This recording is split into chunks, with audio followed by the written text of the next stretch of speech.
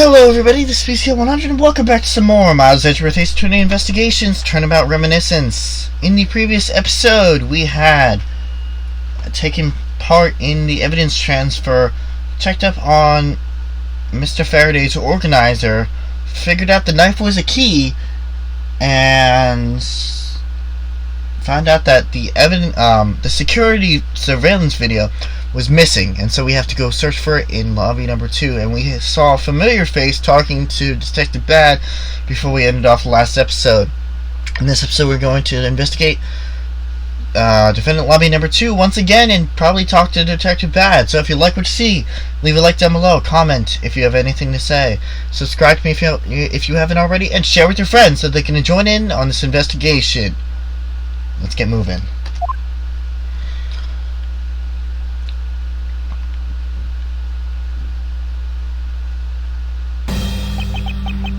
Does he even know that we're standing right here behind him?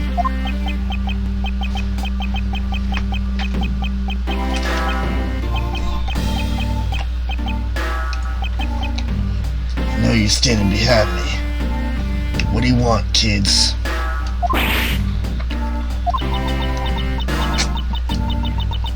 It looks like you're paying attention after all. Of course it was. I have eyes in the back of my head.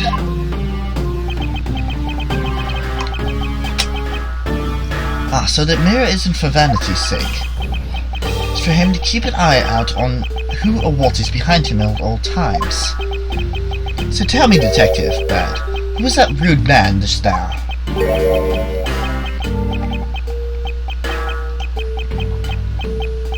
The guy came here from the Republic of Zane 5 to study. He's Agent Lang.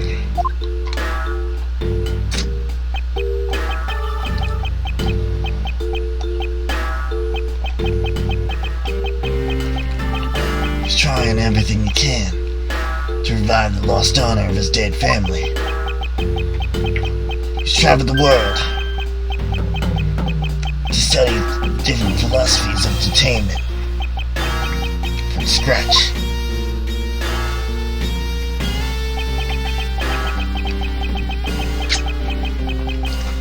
By visiting various police departments around the world, he has a lot of dedication.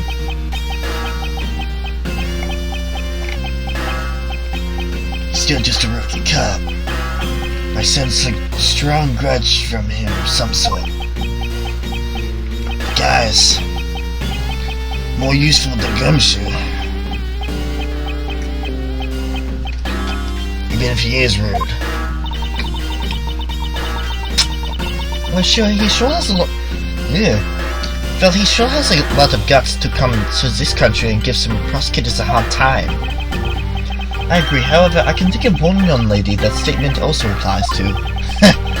Anyway, what was that agent looking for, Detective Bad? I guess that little girl was looking around in lobby number 1 as well.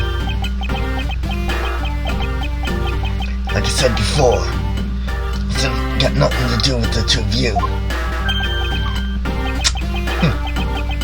I highly doubt that it has nothing to do with me.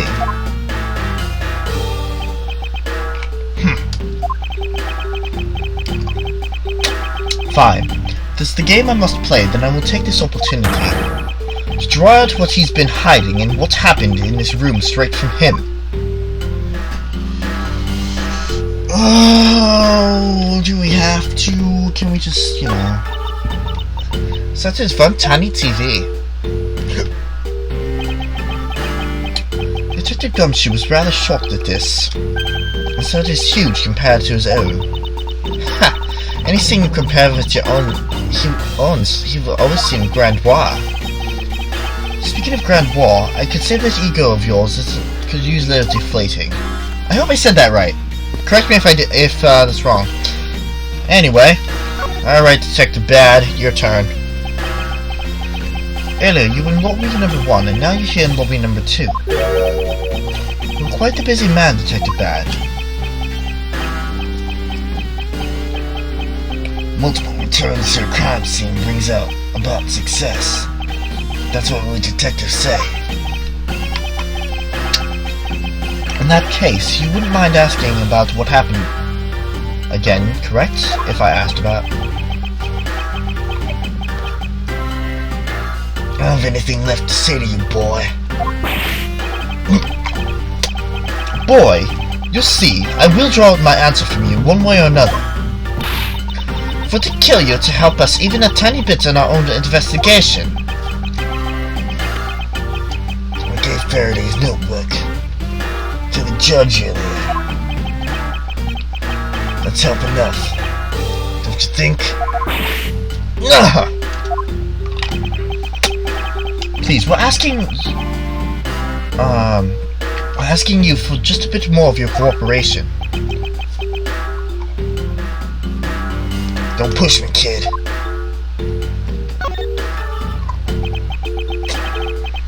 I'd like to ask once again about what happened around here at the time of the crime.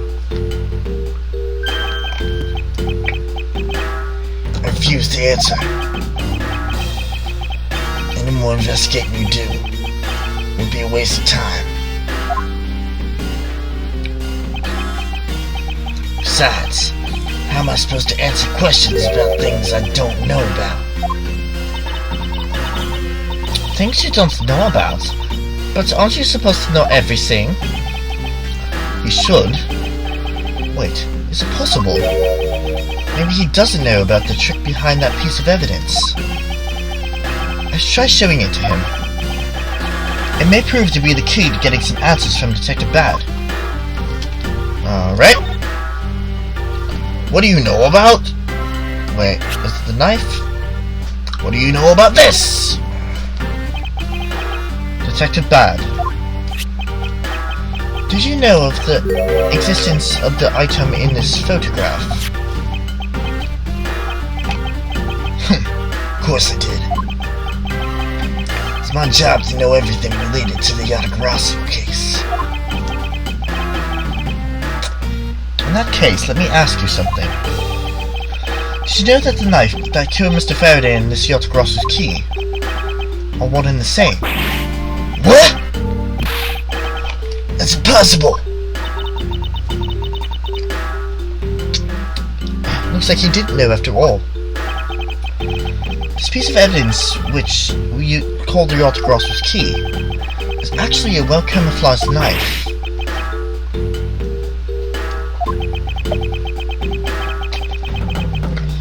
Mr. Faraday was planning to use this Yatagarasu key to prove that Mr. Rell was not the real Yatagarasu. Isn't that correct? Guess so. However, Mr. Faraday had no idea that it was in fact a knife. Yeah, I have to admit, neither of us knew that fact. And if neither of us knew it, then no one in law enforcement knew it either. How did we miss something as big as this? Okay. Skip to the lollipop right back in his mouth. I noticed that since a little while ago you appeared to be searching for something. Presume that this key is what you were searching for? Yeah, that's right. And why were you searching for it? Because I promised Faraday. I promised I would protect that key with my life. But after he was killed, the key disappeared from Faraday's evidence bag. Who would have thought that the key is what took Faraday's life? Detective Bad. So that we may find the truth, please testify for me once more. Alright. But it doesn't matter how many times I tell you about what happened. Nothing will change.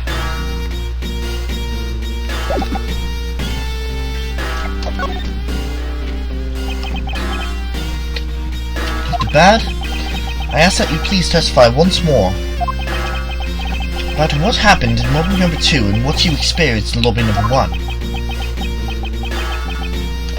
my answer is still the same. And this is the last time I'm going to do this. It's fine, because I only need to just one last time to clear everything up and find the truth behind this case. Oh, we're getting testimony from him. Actual testimony. Alright. I was in lobby number 1, talking with you. We were talking about some trivial things. I heard the gunshot right before the trial was about to reconvene.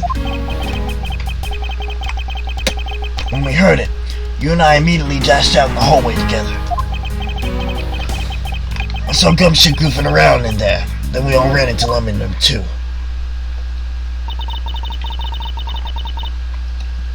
It sounds like the exact same story you told us before. Indeed, however, I feel like we have yet to draw out all the information we can.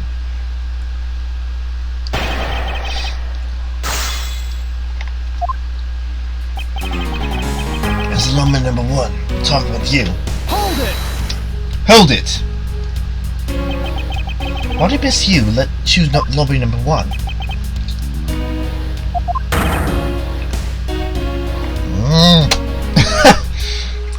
Answer me!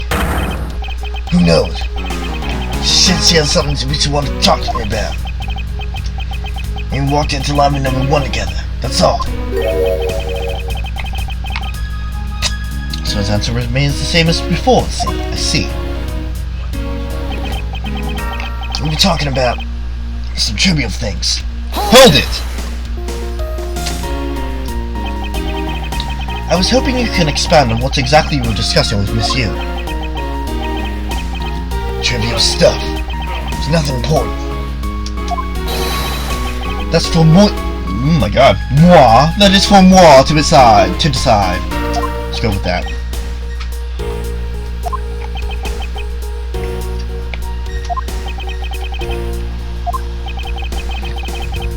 Alright, I suppose that's for him to decide. Moving on then.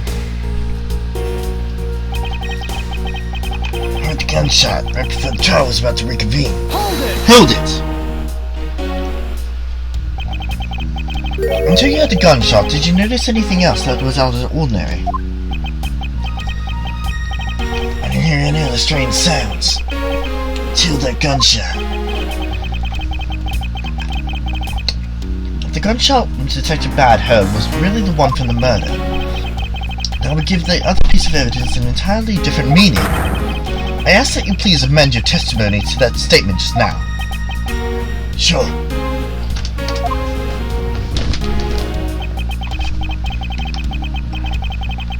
I didn't hear any other strange sounds till that gunshot.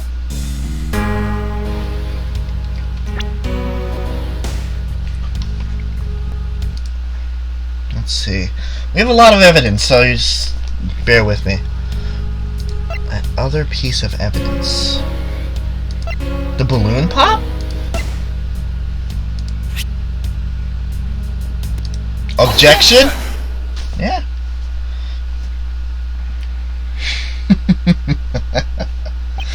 Detective Bad, does this balloon fragment remind you of anything? It's the same color as the one Kay was holding. Oh, so you knew about that girl's balloon? Yeah. I was sitting with her up in the gallery during the recess, just before we split up. I filled that balloon up for her. Well, as you may already surmise, that piece did indeed come from Kay's balloon. So what about the balloon? Well, I wonder if you might remember hearing this balloon pop at some point. What are you getting at?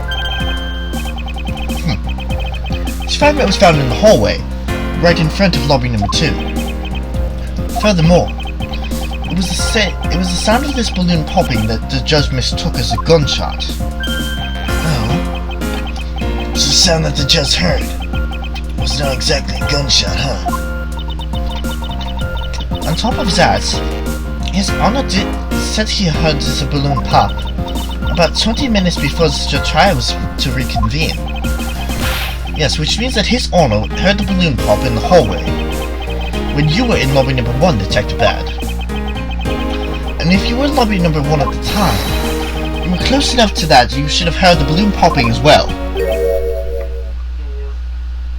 So? Well, don't give me a so! But it just proves that there is a flaw in your testimony. Crackling truth. It's louder than the sound of your sweet naivety cracking.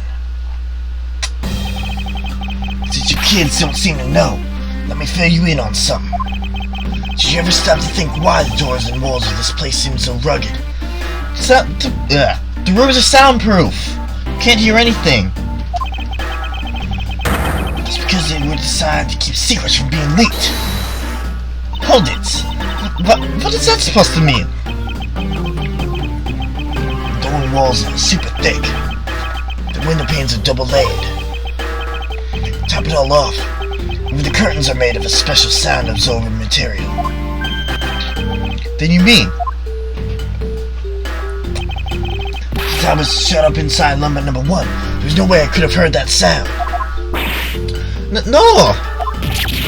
Ugh. Wait, I had something against that. Oh, shit. I knew what he was going to say. So that means that the scruff-faced testimony is completely useless. If the rooms are soundproof, then of course he wouldn't hear any signs of struggle. No! It's only why it's only natural.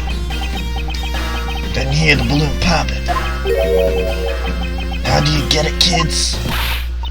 Miles, I thought we were the ones supposed to be finding flaws in his testimony. Not the other way around. The other way around? Thank you! Okay, let me push on this one. It's not possible to hear the sound of a balloon popping if they were in lobby number 1. However, if you examine the situation in reverse, a person standing in the hallway should not be able to hear a real gunshot either. And yet Detective Gumshoe claims to have heard it while he was standing in the hallway. So too bad. If that's the case, how exactly did you hear the gunshot? What do you mean, how? I just did. It would appear that you have yet to realize the contradiction in your own words. Well, how so? The rooms are soundproof as you say they are. And how did the sound of the gunshot enter your ears? I see what you mean. Get some more out of it from Faraday's murder than I thought. Which means what exactly, Miles? Is the end of what does it all boil down to? It boils down to this. There must be a reason as to how Detectives Bad and Gumshoe heard a gunshot they were theoretically couldn't have. It looks like we need to examine the state of the crime scene again, huh? The state of the crime scene? Wait! Can it be? It's an ultra-strong perfume you wears. She spilled some of it. Oh, logic! We haven't had logic yet. Oh my! No, since the roll incident. Yeah, it's way too noisy. It's a surveillance video.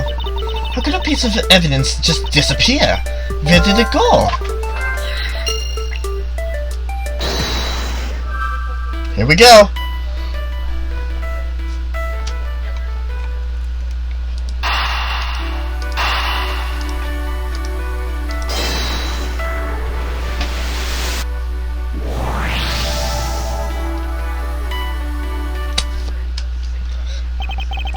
Simply not possible for the killer to have escaped through the barred windows.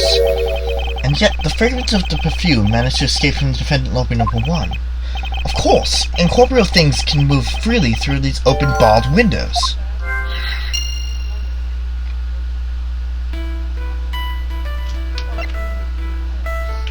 Very loud television.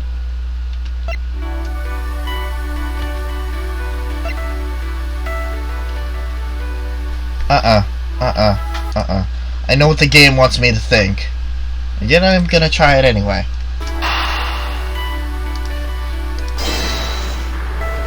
Oh! Now I remember the twist to this.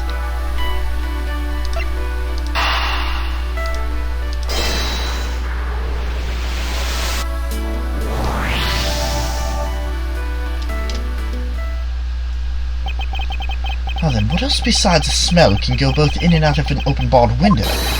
The answer is a sound!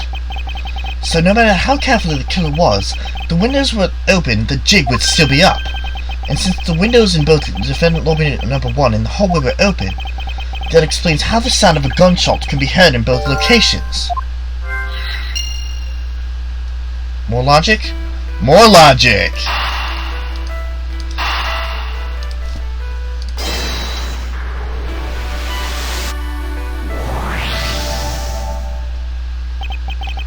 The missing piece of evidence is a video that shows the moment in which Mr. Rell killed the embassy staff member.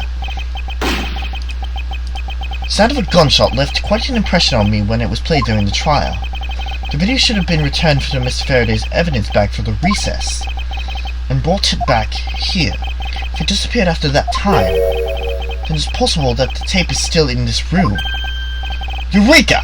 The evidence that the missing piece of the evidence of the missing evidence created for me is the gunshot sound that no one should have been able to hear in the first place. Miles, what have you been thinking about? Stop wasting time thinking and let's get started looking again. It's not a waste of time to think, for I've figured out where we should look. And where would that be? I believe we should examine the television. The TV. Well, you kids have fun. Go in and examine whatever you like. It's gonna be a short investigation. I won't rest until I've inspected every suspicious-looking nook and cranny. The window is wide open. The scent of flowers is being blown in from the outside. I think it could soften the heavy air in here somewhat. Windows in both lobby number 1 and number 2 were open. Maybe they were just trying to air out the room, just like in lobby number 1. Or maybe they thought to ease some of their tension through the fresh air. With Mr. Faraday and Mr. Rell in the same room, I imagine the latter to be the case. But was there really a need to open windows just for that? The video player. And there seems to be a videotape inside. It looks like it. The tape must have stopped on its own when it reached the end. This tape. Yes, for those of you who don't know what a video player is, the tapes, they don't go right back to a menu or the beginning when they're done. You actually have to physically rewind the tapes. I know that's a very foreign concept to you guys, but... And sometimes the tape could get caught and you would have to open it up and smooth it out and, like, do it manually with... I don't know, it was a real pain in the ass. This tape, could it not be this missing surveillance tape? I suppose, but... It's a bit bad. Would it be alright with you if I verified the contents of this video? Sure. Knock yourself out. Alright then, let's rewind and see what we have. Real sound. Real sound of a tape rewinding, depending on what the video player is.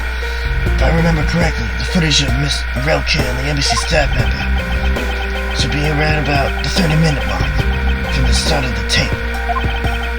Understood. Should be about right. Now let's see.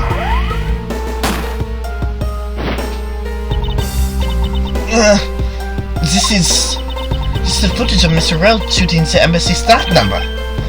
I knew it. The missing piece of evidence, the surveillance video, was here all along.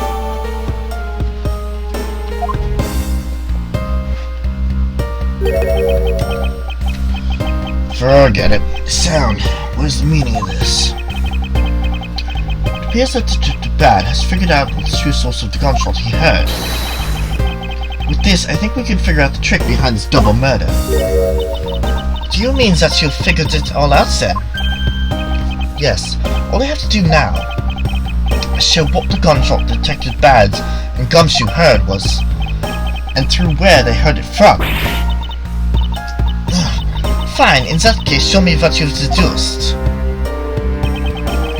And show what the gunshot was, and show where they heard it from. And rest until it's every suspicion. Alright, so the gunshot.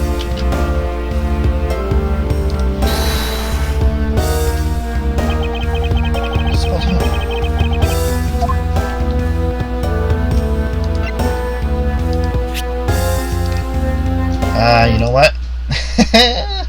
Just in case. Eureka! Nope. No, it is not. I guess it's all in one shot. Alright.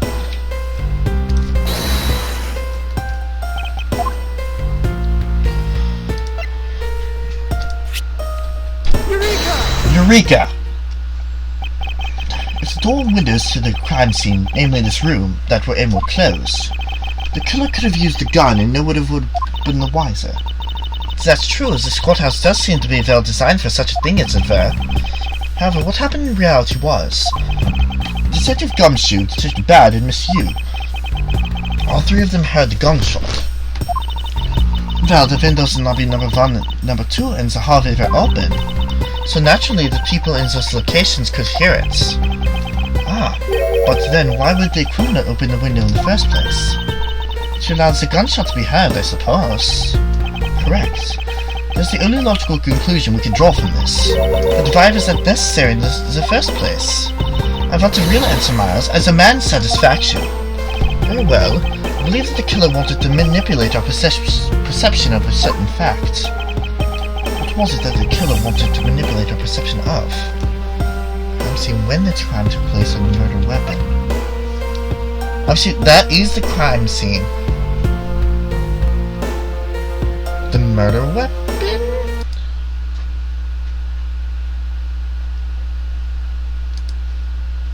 I wouldn't want to say when.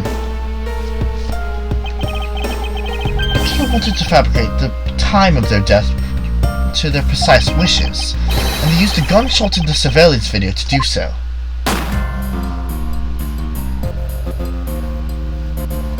I think I'm gonna expand this episode a little bit. I have a feeling that we're getting kinda close to the end.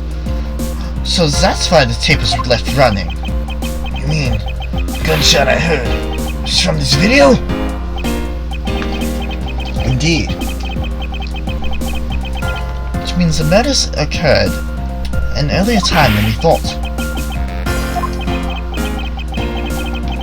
It must have been during the recess, but before Mr. Detective Gumshoe was on guard duty. Someone who has no alibi for that time period and planned this crime out in advance. That person is the real killer, and I know exactly who it is.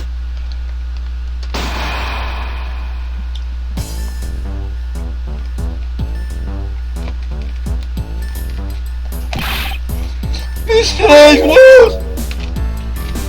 Yes, what is it? She was asking for you. She's in the courtroom. She says that she's identified the murderer, but that she wants to clarify something.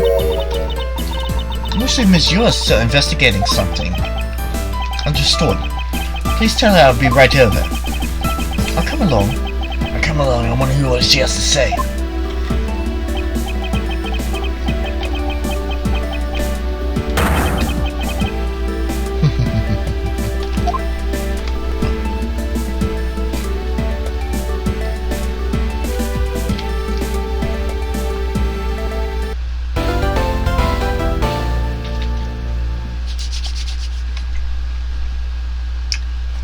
You guys putting the pieces together?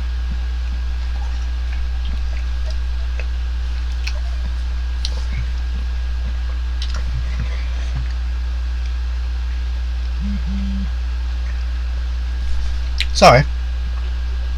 Chocolate got... a thing of chocolate and lollipop got caught in my throat. So, in the next episode of Miles Edgeworth's Turning Investigations, Turnabout Reminiscence, we are going to start the final process of this case. I don't guarantee that we will finish it on Tuesday, but it's definitely next week, more or less. I'm putting a prediction on next week. We're going to finish up this case, so be prepared for then. Get your thinking caps on, get all your evidence in place, watch the episodes before in case you missed something, and I'll be with you guys next time for the final part of Turnabout Reminiscence. Final stretch. I will see you guys later.